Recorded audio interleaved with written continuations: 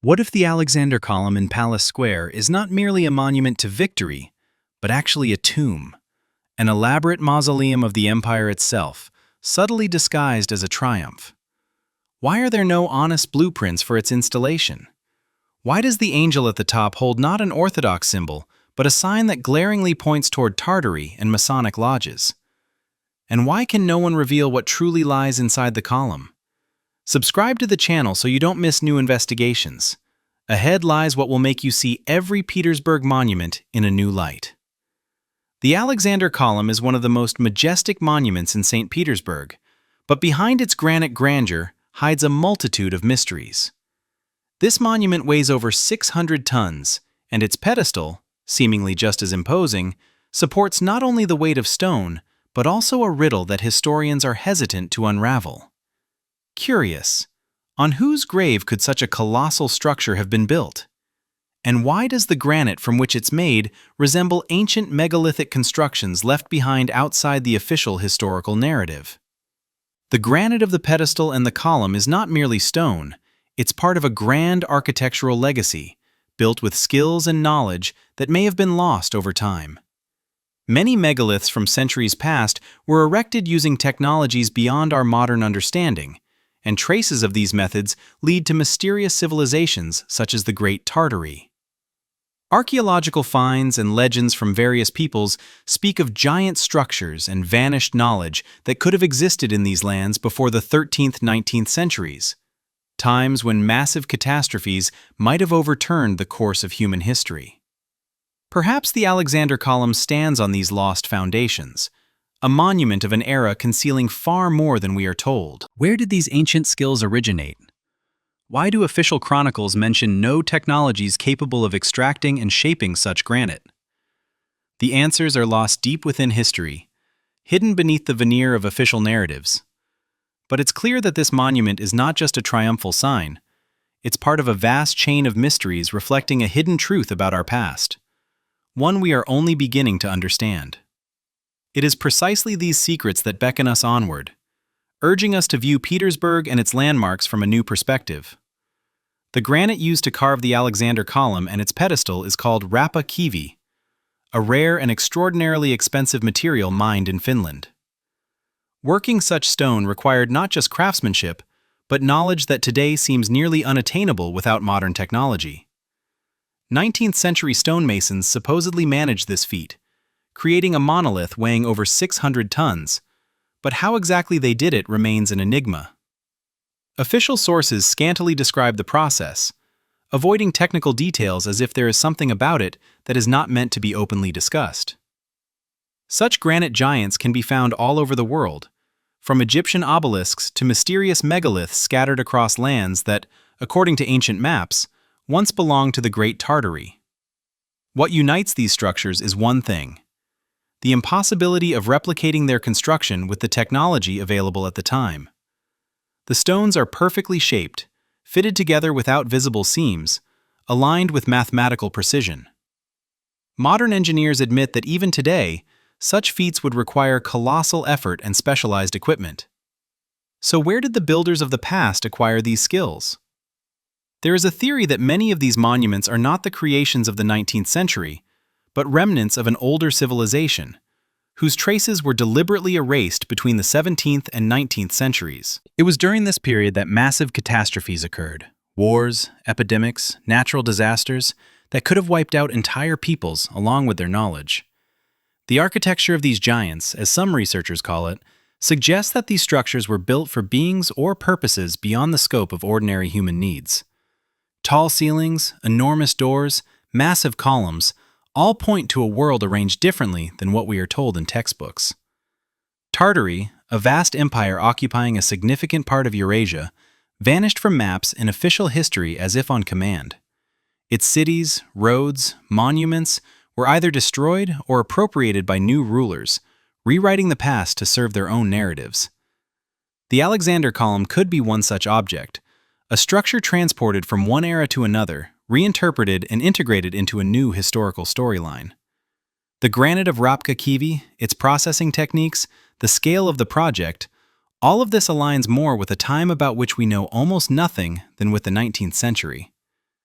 Hidden within the stone could be messages, codes left by those who erected these monuments long before the rise of modern states. Symbols, ornaments, proportions, all are not accidental.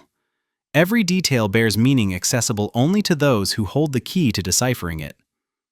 Official history ignores these questions, preferring simple and convenient explanations. But dig deeper, and the picture begins to crumble. Why are there no detailed blueprints? Where are the construction documents? Who truly stood behind the creation of these colossal structures? The answers are concealed beneath layers of time and deliberate forgetfulness. The Alexander Column is just one example pointing to the existence of a lost world, traces of which we continue to uncover today. Perhaps the truth about our past is far more grandiose and terrifying than we are willing to admit. Perhaps we live amid the ruins of a civilization we have been forbidden to remember. Lift your gaze to the angel, and you see not just a statue, a figure with ambiguous features, a face almost devoid of expression, lacking a clear gender. Soft cheekbones, lips faintly outlined. This androgyny immediately strikes those accustomed to seeking hidden codes. The sculptor Boris Orlovsky, who worked on commissions for the imperial court, was familiar with European traditions. There, in Italy and France, the cult of androgynous images is always a key to a different mythology, often linked to eschatology, freedom, and secret knowledge. Consider the angel's hands. The fingers clasped at the cross are not merely intertwined, they echo a gesture close to the manifestation of protective authority. Comparing this with depictions of ancient Mesopotamian gods or statues of Roman hermaphrodites, the resemblance becomes unmistakable. The same interlaced fingers appear in ornaments from Tartary excavations, depicted on fragments of pottery from the Volga region. It might seem distant, but the meaning is the same. Unification of masculine and feminine through a gesture, an idea of transformation. The fabric falling from the angel's shoulders is arranged in triangular and diamond-shaped folds. Similar decorations are found by historians on the megaliths of Crimea, in the murals of mysterious underground galleries in Bashkiria, and on the capitals of Gothic cathedrals, constructed, according to official history, almost from scratch in the 18th century. Each such motif is a trace of a relic tradition that survived purges and revolutions. Documents from the 19th century record a strange phenomenon. Sculptors who incorporated androgynous elements were often persecuted in literature, accused of anti-Christian influence. Yet behind the scenes, they gathered in circles where they discussed the legacy of the ancient Eastern Empire, texts mentioning Tartary as a source of sacred knowledge lost to the masses. Another example is the unusual pose of the angel, a tilted head, half-open mouth, gaze turned aside. These details recur in monuments in London, Paris, Budapest, but few places spark as much debate as in St. Petersburg. Some researchers believe this is a repetition of a forgotten rite, the moment of transmitting secrets from one generation of guardians to another. Local legends about the Alexander Column tell of a story. On the night before its official unveiling, a group of people in dark cloaks stood by the pedestal, repeating the statue's gestures, as a ritual of power transfer and meaning. Why did these elements not vanish with the purging of archives and the shift in cultural codes? The guardians transmitted their knowledge through gestural symbolism, disguised as religious or simple architectural ornamentation. The coefficients of androgyny, complex draperies, and strange poses are not only aesthetic, but encrypted remnants of vanished civilizations, preserved despite the storms of history. From this arises a question. Perhaps every gesture, every choice in sculpture, is a stone record of a ritual we have yet to learn to read. The Alexander Column becomes not only a monument, but an archive of meticulously hidden knowledge of the ancient world, waiting for the moment to reveal itself anew. The figure of the angel crowning the Alexander Column is not merely a symbol of sorrow. Its cross in the left hand, bowed head, and mysterious gesture seem to conceal secrets within, that today defy straightforward explanation. Some researchers note that this angel is not merely a symbol, but a complex code left by those who knew ancient secrets. Perhaps these symbols have roots in ancient traditions dating back to Tartary, a great empire that vanished from official history but left messages carved in stone.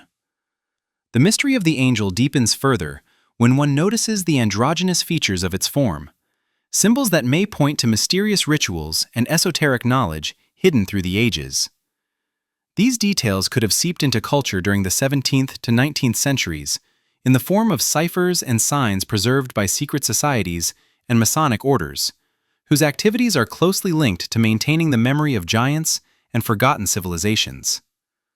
Such symbols might have been intended only for initiates capable of reading the secret language of stone. It's worth noting that these enigmatic gestures and symbols are archetypal for monuments from eras marked by catastrophic upheavals and erased from collective memory. They serve as hints of a complex past, where history has been rewritten and true knowledge concealed beneath layers of official narratives. The angel on the column is not merely an image, but an echo of ancient cultures, perhaps those that built megaliths, whose knowledge we still strive to comprehend. Its figure is a clandestine window into the past, inviting us to explore and seek our own answers. Every fold of its garment, every movement of the cross, and the direction of its gaze form part of a hidden code of a great civilization fallen into oblivion. And although mainstream science offers no clear explanations, for a keen investigator, all this is a whole book written in the language of symbols, which must be deciphered to understand not only the history of St. Petersburg, but also the limits of human knowledge about the past. The square falls silent under the weight of granite. Before you stands the Alexander column, a monolith carved from red Finnish granite. Its shaft measures 25.6 meters in length. Its weight, 612 tons. It is mounted on a multi-tiered pedestal. The pedestal itself comprises 8 massive blocks arranged in 3 tiers, like secret chests from a bygone era. All of this rises upon a solid granite plinth. The official version sounds almost mundane. The granite was quarried near Viborg, transported by water to St. Petersburg, 2 years of work, and the column stands in the heart of the imperial capital. But look at the details. Despite the engineering successes of early 19th century specialists, the drawings have vanished. No records of the methods used to lift such weight have been found. Not a single authentic photograph or detailed description of the assembly remains. All are either artistic engravings or oral stories recorded many years later. How was such a monolith lifted? How were the blocks of the pedestal fitted together? Even modern cranes sometimes struggle with such loads. In St. Petersburg in 1816, machines of that kind did not exist. The version of manual labor with pulleys sounds increasingly implausible. Where did the engineering plans go? Instructions? Builder's letters? Why do only hints remain about the most spectacular phase, the installation of the monolith? The pedestal conceals yet another mystery. Inside, emptiness. According to old legends, hidden chambers or entire tunnels are built beneath the column. Old city maps show lines beneath the pedestal, like routes for those who knew more than others. Where do these passages lead? Who and why built them in the heart of a city still in its infancy? Pay attention to the details of the bas-reliefs: wreaths, eagles, an angel with a closed book. Why are symbols of victory chosen not only for glory, but also motifs of tragedy, prohibition, and loss? Heraldic emblems on the pedestal are frankly without kin. They are absent from state archives and disappear from heraldic references of the late 19th century. And finally, the top of the column, The Angel by Orlovsky. The cross is raised upward, but the face is tense, the gaze fixed on the horizon. Not triumph, but anticipation of disaster? Not jubilation, but restrained anxiety? This detail escapes most, yet it creates a sense of unspoken stories and searching. For whom is this grand construction meant? For descendants? Rivals? To store something that defies explanation? You are invited to believe in a miracle of engineering. But the coincidence of historical gaps, technological marvels, and secret signs suggests otherwise. Perhaps beneath the column, within the pedestal and surrounding tunnels, lie answers to questions about the true history, not only of Petersburg, but of an entire vanished civilization. The Alexander Column is not just a monument, but a genuine stone cipher. Its surface and pedestal are layered with symbols that official guides prefer not to reveal. Look closer. Right on the pedestal, on the south side, the famous all-seeing eye within a triangle, from which rays of sunlight emanate. To most passers-by, it's just decoration, but historians and investigators of Masonic societies often identify this symbol as the main sign of the Freemason brotherhoods. The same emblem can be seen on cathedral facades, ritual chapels, old cemeteries of Petersburg, often hidden behind figures, wreaths, or intertwined oak leaves. The creator of the column, Auguste de Montferrand, was not merely an architect. His connections to European lodges are documented through personal letters and records. Montferrand's house on the Moika was called the Mason's House by Petersburgers. Notably, one of the main symbols of Masonry, the compass and square, appear in the drawings of both his most iconic structures, St. Isaac's Cathedral and the Alexander Column. The symbolism of these tools is not only a nod to architecture, but also a ritual sign of verifying meanings, actions, and the fate of the world through the angle of virtue, or perfect symmetry, as per Masonic tradition. The bas-reliefs on the pedestal form another layer of mysteries.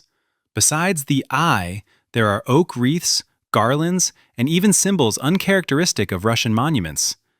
In Masonic culture, the oak stands for strength and memory of eternal life, and the continuity of ritual knowledge. Even in works discussing the early lodges of Russia, it is noted that such wreaths and garlands were an important part of Druidic Masonic symbolism, emphasizing a connection to ancient cults from both the North and the West. Why did all these elements appear on the imperial monument in the heart of the Russian capital? Another detail, the date of the column's unveiling. Officially, it is September 11th, August 30th Old Style, the day of the transfer of Alexander Nevsky's relics, the heavenly patron of St. Petersburg. But for Masons, sacred dates play a crucial role. Under such temporal codes, they hid messages for future initiates about epic changes, power shifts, and the centralization of memory. In St. Petersburg during the times of Alexander I and Nicholas I, Masonic rituals flourished, connected with the victory over Napoleon. Many officers, generals, architects were members of lodges, and it was they who oversaw the construction of the city's triumphant monuments. In Masonic myths, the column is the axis of the world, a pillar of ancient knowledge, a place where the realms of earth and heaven converge. The motifs of giant builders, legends of ancient guardians, all of this is tightly woven into the rituals of European lodges. It was believed that the great pillars also stood on the ruins of former empires, Egypt, Rome, and now the vanished Tartary. Because it was precisely Masonic brotherhoods that considered giants as the first builders and custodians of sacred codes.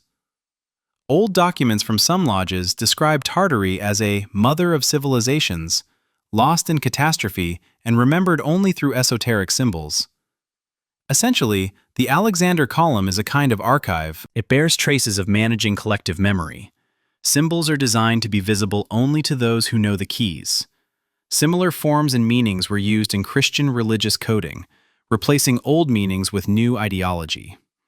But even the Church's interpretation of the all-seeing eye is merely a facade for those who cannot read the true messages embedded in architecture. The deeper layers go further. The monument becomes a main node in the mystical topology of St. Petersburg. From the column, lines are mentally drawn to other sacred buildings, the Kazan Cathedral, St. Isaac's, the Academy of Arts. Their decorations hide the same triangles, rosettes, circles, and squares. Each point on this map is a brick in the construction of an invisible city, what Masonic chroniclers called the ideal Jerusalem, or the City of Giants. Masonic symbols on and around the column form a narrative about a memory that attempts to be erased, but returns through repeating patterns, shapes, and reliefs.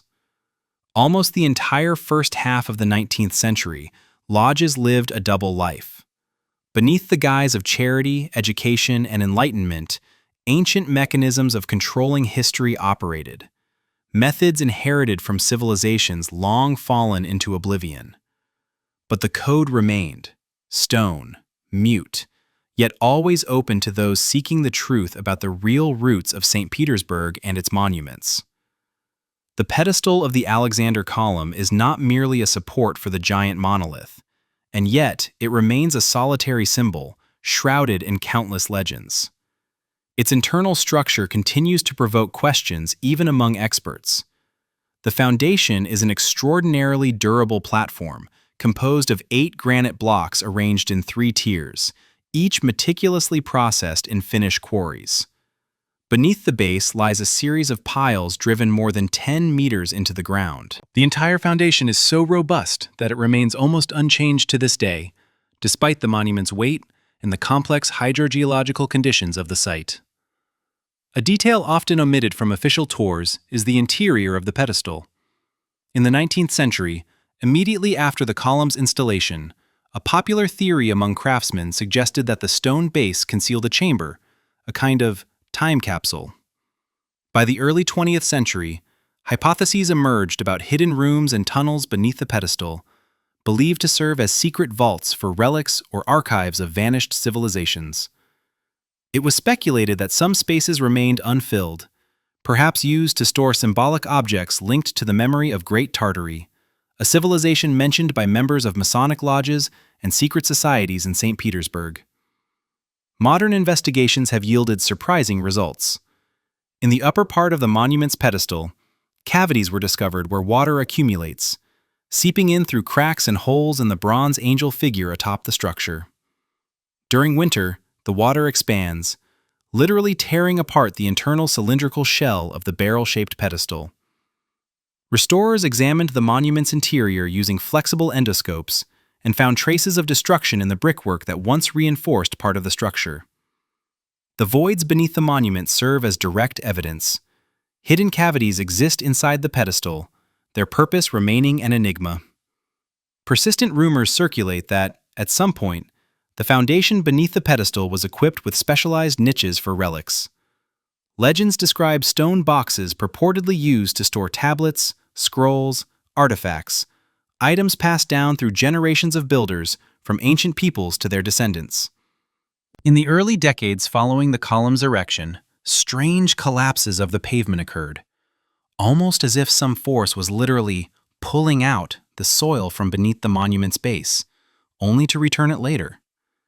Officially, this version was denied, yet city newspapers recorded inexplicable accidents and nighttime reinforcement works on the square. Archival documents concerning the interior arrangement of the pedestal are fragmentary and contradictory.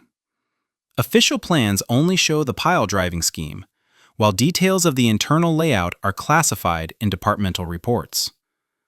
A contentious point is the traces of mysterious holes found in the pedestal slab during the 2003 restoration.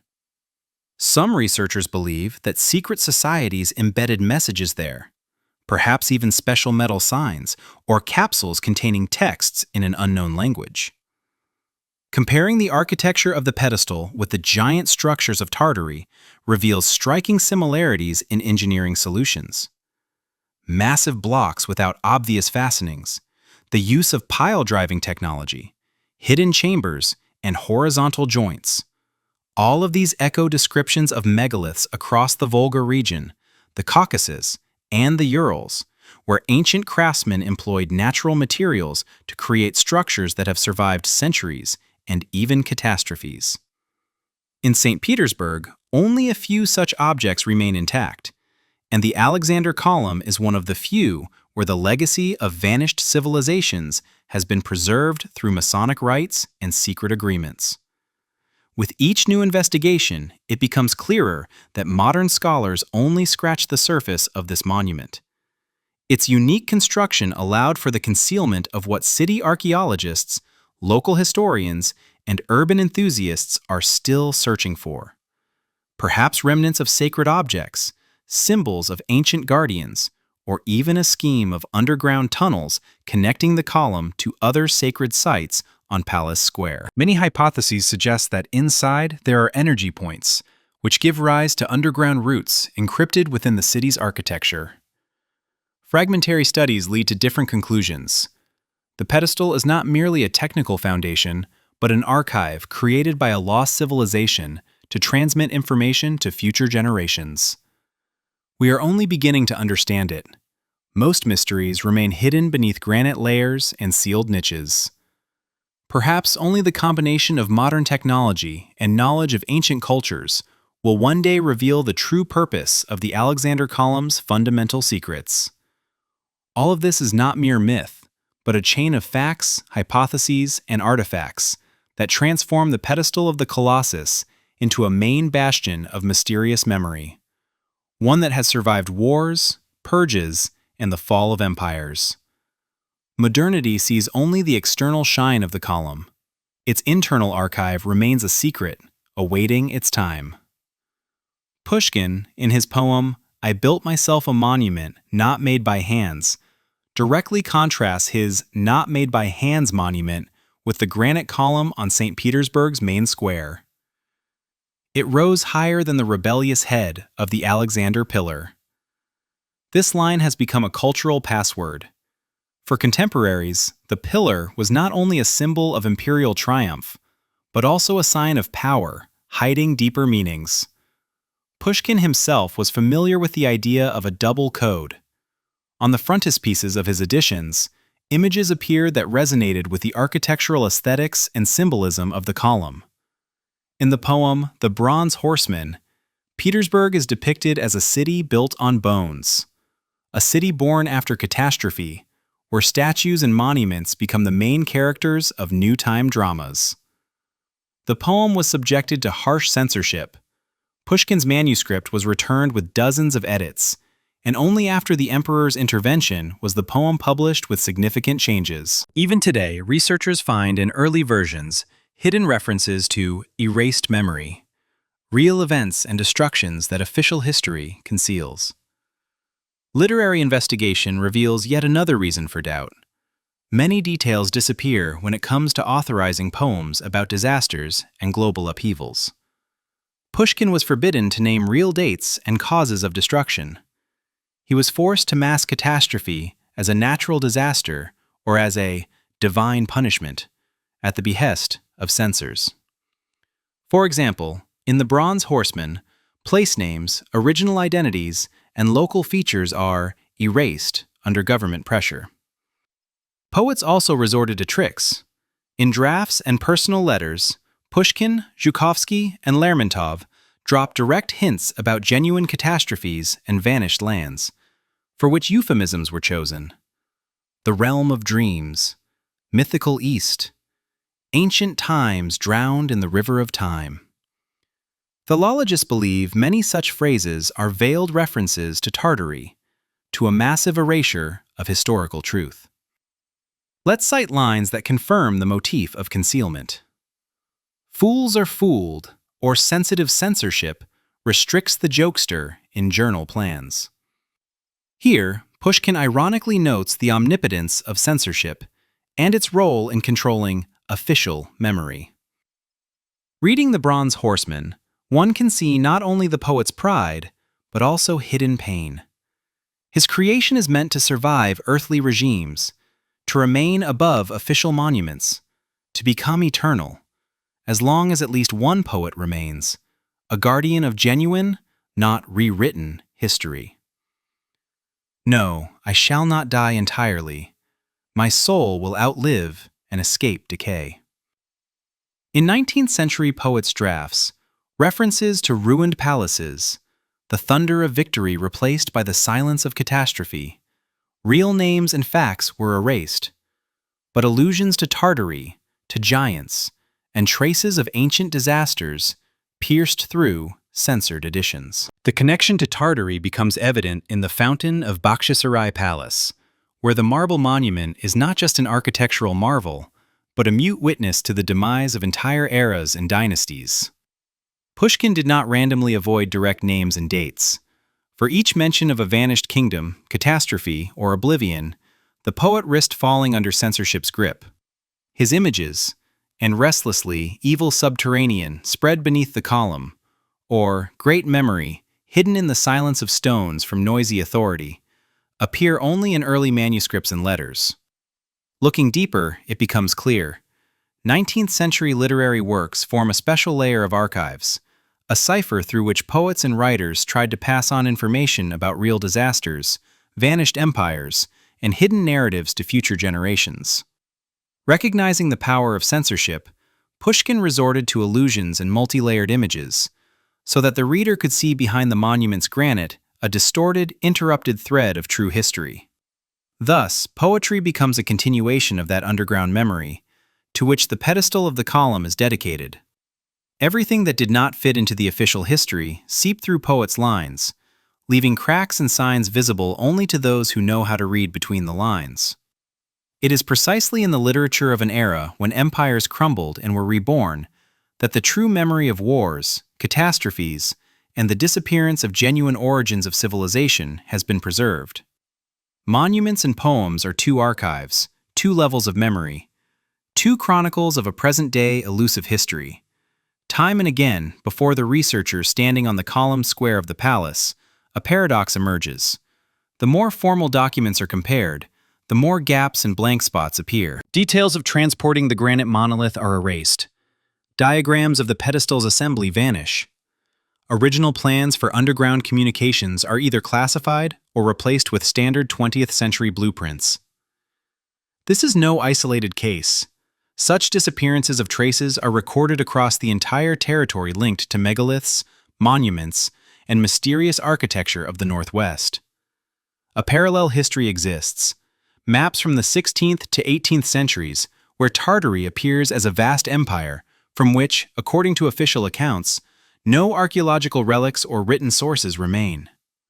Yet, when investigation begins, it turns out that on hundreds of European, Arab, and Russian maps, the term Tartary not only appears, but is accompanied by descriptions of settlements, fortresses, and even megalithic structures that partially correspond to the modern mysteries of Petersburg's foundations and its surroundings. Why are there no precise statements or actual dates concerning the catastrophes of the 17th–19th centuries? Why are not only the fate of Tartary, but also numerous cities across the north and Siberia obscured and erased? Old reports from explorers documented finds of ancient stone walls, bricks unlike Russian standards, and iron parts, whose origins official archaeology explained very vaguely, preferring not to publish details in scientific journals. The technologies of that era remain a mystery in themselves.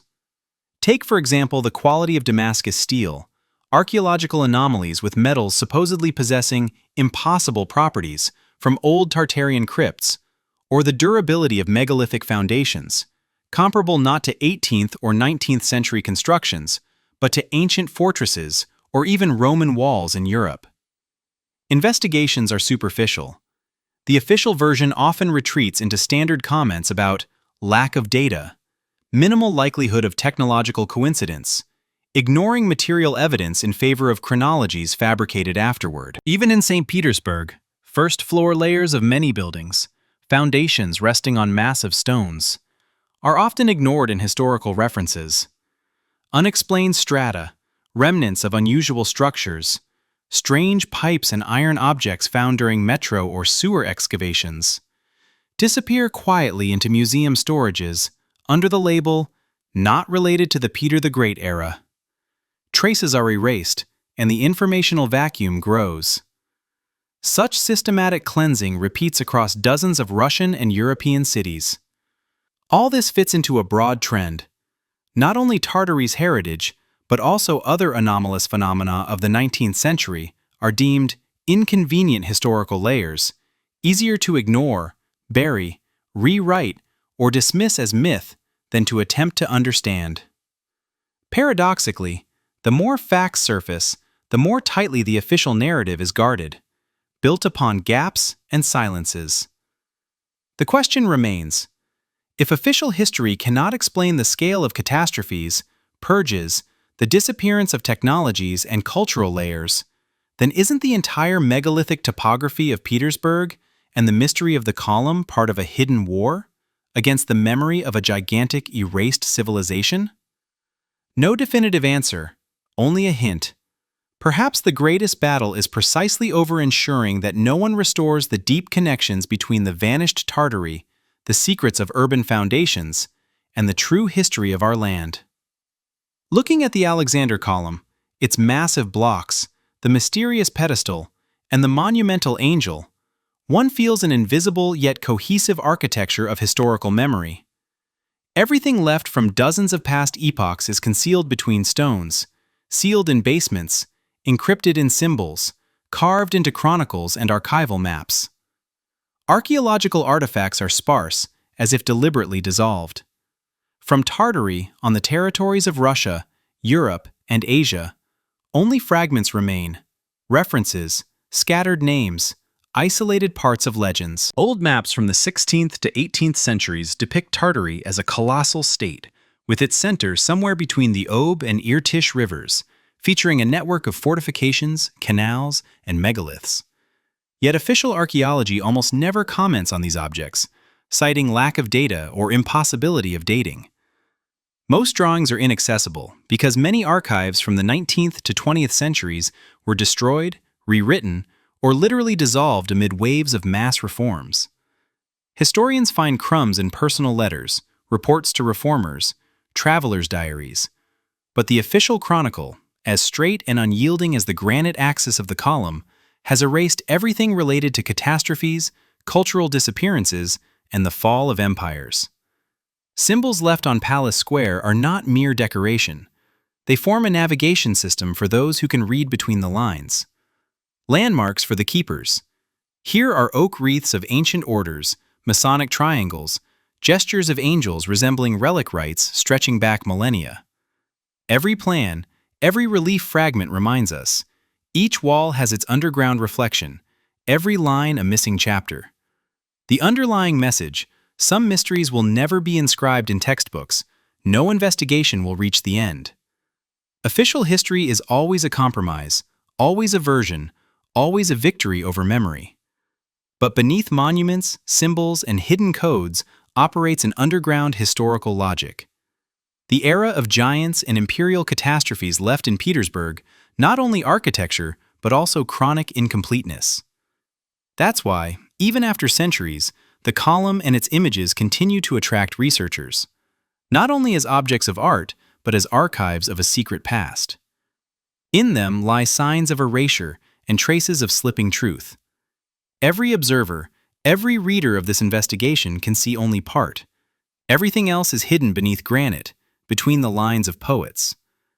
In vanished documents, yet sometimes they resurface into the light. It is crucial to emphasize, I do not prove nor assert an absolute truth, nor do I propose a single version of events. Everything gathered here is merely material for your independent analysis and reflection. My role is to lay out the cards, present the facts, lead you to unexpected parallels and gaps, and provide tools for seeking the truth, not to replace your understanding of history. Use this knowledge as your curiosity, logic, and intuition guide you. Compare different versions, revisit documents, search for new meanings where they are least expected. No one can force you to believe everything, yet everyone can notice what escapes the notice of the masses. Look at the world more broadly, develop your skill for independent investigation, question any dogmas, and propose your own answers. Subscribe to my channel. Don't forget to click the notification bell so you won't miss new investigations. Many mysteries and discoveries lie ahead. We will continue to seek clues, ask uncomfortable questions, explore what official science tends to overlook. Because the truth is always nearby. You just need to want to see it.